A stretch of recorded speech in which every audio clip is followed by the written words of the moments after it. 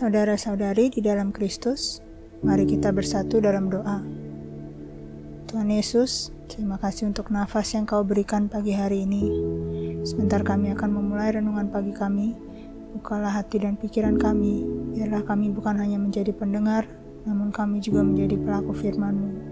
Dalam nama Tuhan Yesus kami berdoa. Amin. 1 Korintus 16 ayat 14. Lakukanlah segala pekerjaanmu dalam kasih. Topik renungan pagi kita hari ini adalah atas dasar kasih. Pernahkah saudara memperhatikan bagaimana sebuah hubungan biasanya dimulai atas dasar kasih? Akan tetapi, seiring dengan waktu, hubungan yang awalnya dimulai atas dasar kasih itu lama-kelamaan dapat menjadi dingin. Hal-hal di dalam hubungan yang awalnya terasa manis, lama-kelamaan mulai terasa hambar. Hal-hal yang awalnya dilakukan atas dasar kasih, mulai bergeser menjadi sekedar rutinitas dan kewajiban.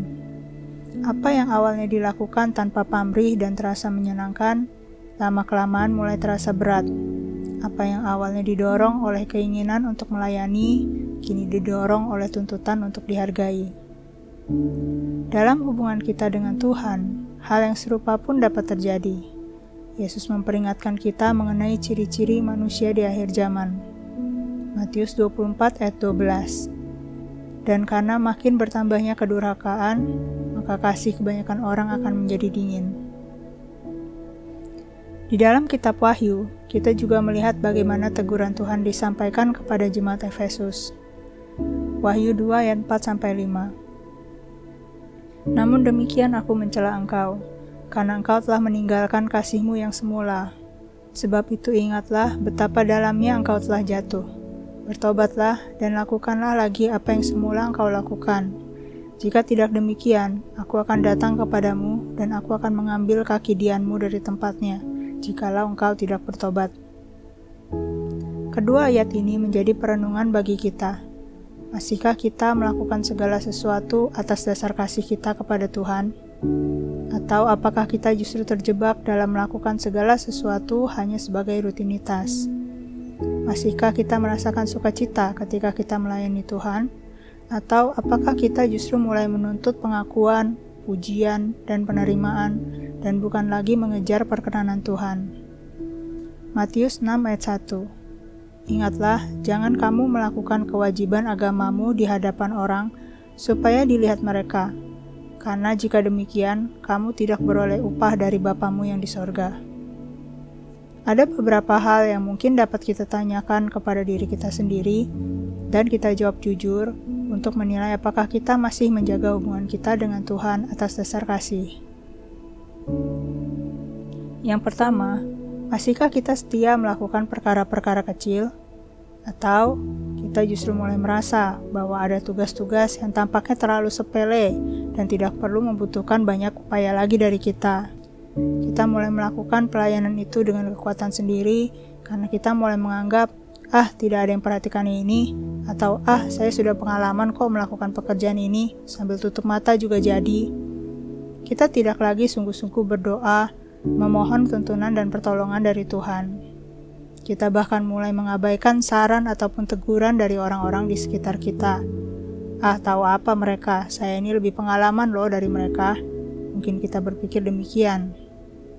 Lukas 16 ayat 10. Barang siapa setia dalam perkara-perkara kecil, ia setia juga dalam perkara-perkara besar. Dan barang siapa tidak benar dalam perkara-perkara kecil, ia tidak benar juga dalam perkara-perkara besar. Yang kedua, masihkah kita menikmati hubungan kita dengan Tuhan? Atau kita mulai merasa, ya sudahlah, toh tiap minggu juga ke gereja, ya sudahlah, memang dari dulu juga sudah pelayanan, atau ya sudahlah, toh sudah biasa berdoa dulu sebelum makan. Tapi masih adakah sukacita ketika kita akan bertemu dengan Tuhan? Masihkah doa kita diucapkan dengan penuh rasa syukur? Kolose 3 ayat 17. Dan segala sesuatu yang kamu lakukan dengan perkataan atau perbuatan, lakukanlah semuanya itu dalam nama Tuhan Yesus, sambil mengucap syukur oleh Dia kepada Allah Bapa kita.